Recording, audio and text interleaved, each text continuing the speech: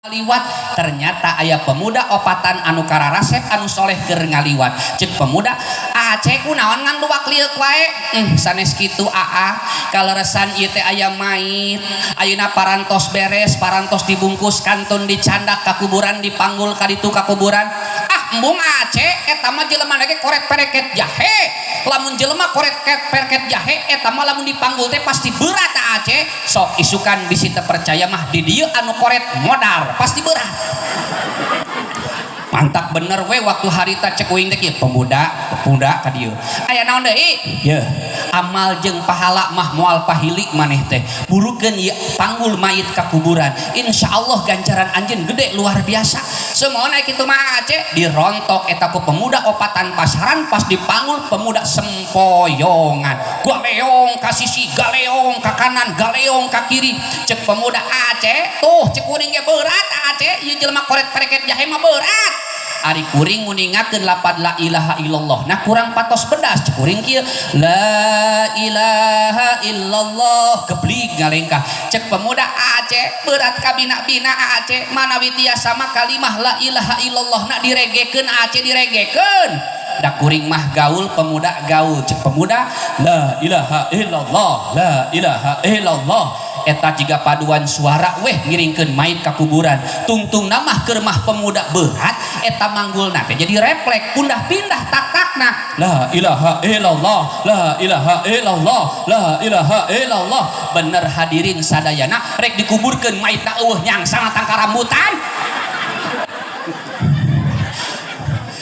da ayeuna mah punten anu viral teh lain samata artis hungkul ayeuna mah jurig oge dina TikTok eta teh viral kamari mah uing ngiluan weh naon cek hodam dina TikTok live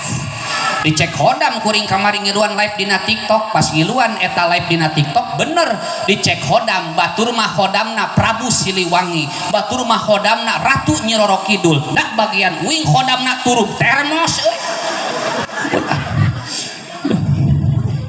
da ayeuna mah pocong teh osok live dina TikTok geuningan ayeuna mah pocong oge pacebokan pocong teh Facebookan kieu kan pocong teh Facebookan tah dina luhureun jahul kuburan geuningannya aya pemuda ngaliwat cek pemuda cong keur naon euy Facebookan maklum ngirung oge pocong mah nu kieu kan kacocokan ku kapas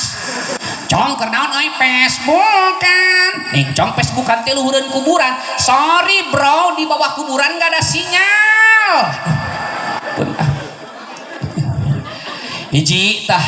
yuk urang jadikan salat sesekali mah sebagai sebuah kebutuhan urang sebab naon urang teh butuh panghampura ti Gusti Allah urang butuh diantawisna rahmat ti Gusti Allah urang butuh ditutupan aib urang ku Gusti Allah jeung urang butuh rezeki ti Gusti Allah maka jadikeun yuk salat sebagai sebuah ibadah anu bener-bener saklar pikeun urang sadayana nalika midamel salat anu disanghareupan sing emut jeung sing eling eta teh lain manusia tetapi Gusti anu maha kawasa mudah-mudahan salat urang sadayana sing aya dina penampianana Allah subhanahu wa ta'ala sing aya dina panghampurana Allah subhanahu wa ta'ala amin ya Allah ya robbal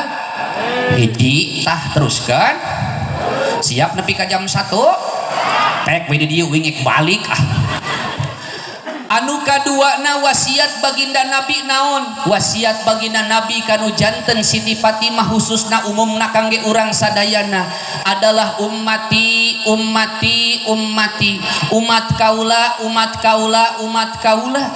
kunaon baginda Rasul make ngawasiatkeun umatna jaga engkin di yaumal kiamah nalika baginda Rasul dibangkitkeun di alam kuburna bakal diuluk salaman ku ruusaul malaikah anu opat Jibril, Mikail, Asrofil, Azrail kemudian bangkit kanjeng Nabi anu ditaroskeun ku kanjeng Nabi lain keluargana lain istrina lain anak-anakna tetapi anu kaluar tina lisan kanjeng Nabi aina ummati ya Jibril aina ummati ya Jibril di mana umat kami Jibril di mana umat kami nu janten pertarosanana urang cinta teu ka kanjeng Rasul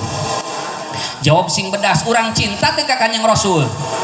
urang cinta teu ka Allah urang cinta teu ka guru-guru urang ibu-ibu cinta teu ka jisim kuring meni kitu